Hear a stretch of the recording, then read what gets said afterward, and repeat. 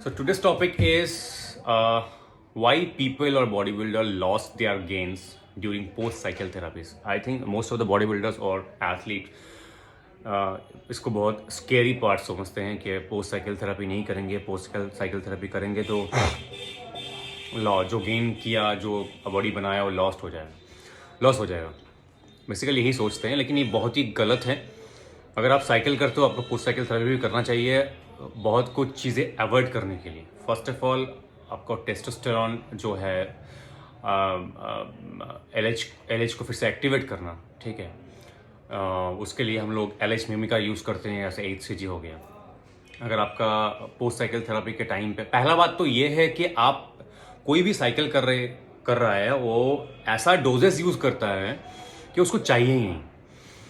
कोई ऐसा भी है कि हफ्ते में 500 टेस्टो ले रहा है, हफ्ते में 400 बोल्डा ले रहा है, 800 बोल्डा ले रहा है हफ्ते में, उसको चाहिए ही नहीं उतना, फिर भी वो ले रहा है। लेते लेने के टाइम पे फिर वो क्या कर रहा है, वो ठीक से प्रिकॉशन भी नहीं ले रहा है। अगर आप बोल्डा ले रहे हो आपका प्रिकॉशन अलग होना चाहिए, अगर आप कार्डियोटॉक्सिक कुछ ले रहे हो प्रिकॉशन अलग होना चाहिए, ठीक है।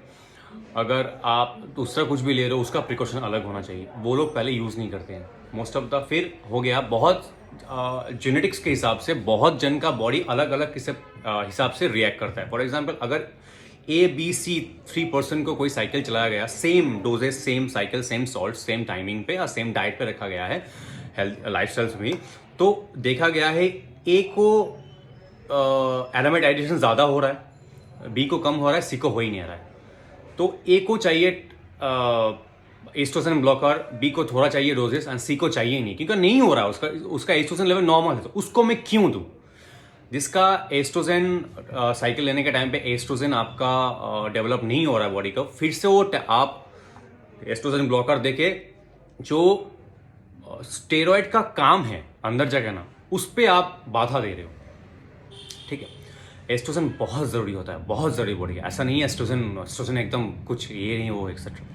एस्ट्रोजन बहुत इंपॉर्टेंट रोल प्ले करता है। तो आप साइकिल बिफोर साइकिल भी आप टेस्ट कराएं, ड्यूरिंग साइकिल भी टेस्ट कराएं, पोस्ट आप साइकिल के बाद भी आप टेस्ट कराएं कि आपको एस्ट्रोजन ब्लॉकर ज़रूरत है कि नहीं है। बाकी LFT, KFT, लिपिड प्रोफाइल तो चलता रहेगा। हो गया। सेकेंड, डोजेस इतना हाई करते हैं कि बाद में जब पोस्ट साइकिल थेरेपी होता है ना, तो उसको थोड़ा लॉन्ग टाइम करना पड़ता है। लोग लॉन्ग टाइम नहीं करते हैं।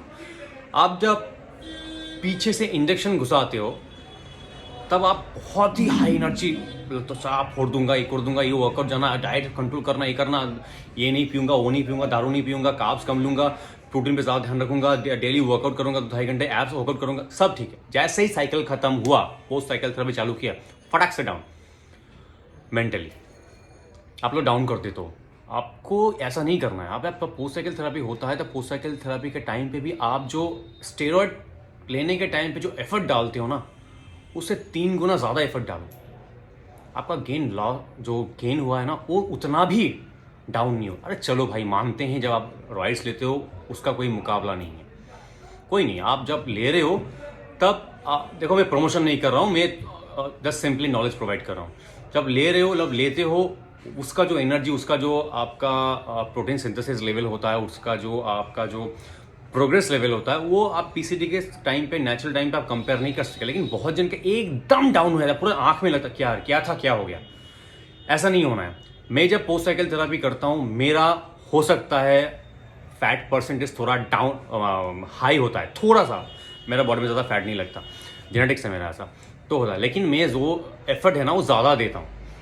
पोस्ट साइकिल थेरेपी के टाइम पे मैं वो ज़्यादा एफर्ट देता हूँ। पोस्ट साइकिल थेरेपी के टाइम पे मैं अच्छा खासा प्रोटीन इंटेक करता हूँ, अच्छा नींद लेता हूँ, सप्लीमेंट जो चाहिए मुझे वो लेता हूँ, करेक्ट न्यूट्रिशन होता है मेरा, एंड हेल्दी लाइफस्टाइल होता है मेरा।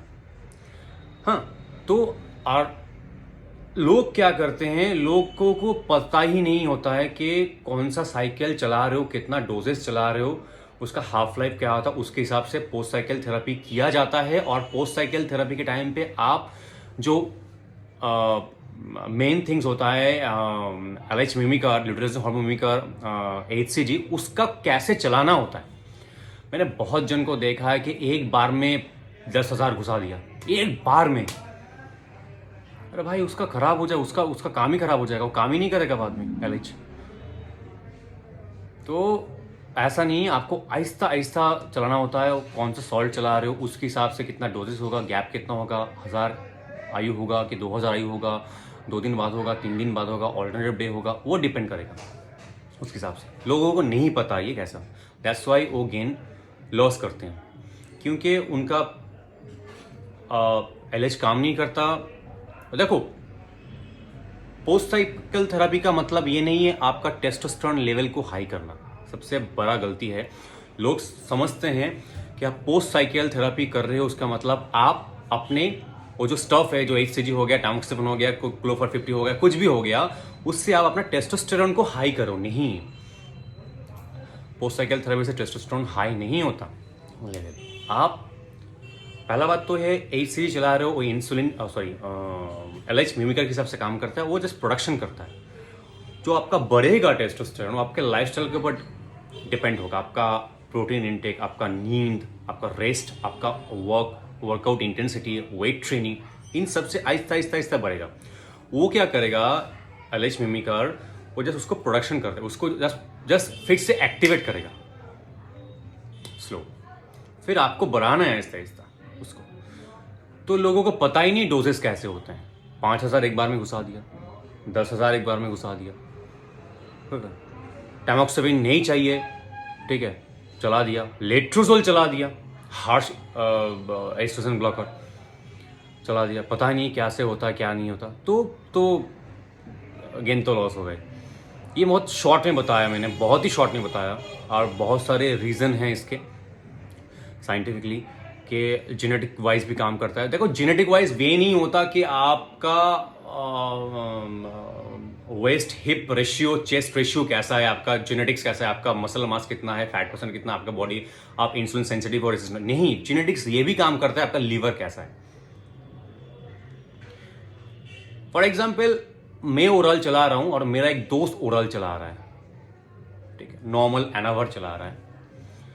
तो वो बंदा एनावर चला रहा है, उसका जब ब्लड टेस्ट रिपोर्ट आया, एसजीपीटी हाई आया, जस्ट दिन में 2 एनावर चला रहा है, हाई आ गया उसका, ऊपर से बहुत अच्छा लगता है, देख के लगा साला जेनेटिक्स बहुत स्ट्रांग है।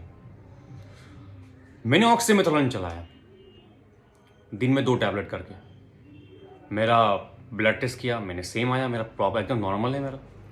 इसको भी जेनेटिक्स बोलते हैं। आपका ऑर्गेन्स कैसे रिएक्ट करता है, अगर आपका ऑर्गेन्स ठीक से रिएक्ट नहीं करेगा, आप कैसे करोगे आप प्रिपरेशन? ऊपर से देख के नहीं, अंदर भी देखना पड़ता, अंदर भी झांकना पड़ता। Same diet, same lifestyle, same training, same coach, same medicine दिया, ओरल दिया, एक जन का लीवर LFT गलत आया, एक जन का LFT सही आया, कैसे? वो भी जेनेटिक्स पे मैटर करता है। तो पोस्ट साइकिल थेरेपी ज़रूर करना चाहिए। अगर आप पोस्ट साइकिल थेरेपी बिना, बहुत सारे स्टूडेंट हैं जो उधर उधर के घूम के आए हैं मेरे पास, जो पोस्ट साइकिल थेरेपी नहीं किए हैं, अभी उन लोग का बहुत सारे प्रॉब्लम है। बाल का प्रॉब्लम है, सेक्सुअल प्रॉब्लम है, लिबिडो प्रॉब्लम है, एस्ट्रोजन प्रॉब्लम है, गाइनो प्रॉब्लम है, फैट परसेंटेज ज़्यादा हो रहा है, मसल मास लॉस हो रहा है, एनर्जी नहीं लग रहा है, भूख सबसे इम्पॉर्टेंट चीज़। बहुत सारे स्टेरॉइड्स हैं, बहुत सारे जैसे आपका ट्रेन, एनांथेट, ट्रेन, एसिटेट, मास्टरॉन, ये सब आपके एपेटाइट को बढ़ाते हैं, आपके ग्रेलिन प्रोडक्शन को बढ़ाते हैं। ग्रेलिन जो एक हार्मोन है, वो ग्रेलिन प्रोडक्शन को बढ़ाता है, जिससे आपको भूख लगता है। अगर कोई बंदा अपने साइकिल पे ज़्यादा ग्रेलिन प्रोडक्शन कराता है, ज़्यादा ऐसा कोई सॉल्ट चलाए और बाद में पोस्ट साइकिल थेरेपी ठीक से ना करे, तो बाद में उसका भूख का प्रॉब्लम बहुत फेस करना पड़ेगा। उसको भूख नहीं लगेगा, अच्छा खासा टाइम निकल जाएगा उसको ठीक कराने के लिए। तो जो भी साइकिल चला रहे हो आप, जो भी कर रहे हो, जिससे भी कर रहे हो, आँख, कान और माइंड शार्प रखो कि कोई आपको बेवकूफ़ ना बना पाए। Thank you so much for watching my video. बहुत दिन बाद में वीडियो बनाया, लेकिन ऐसे तो बनाता हूँ। Thank you.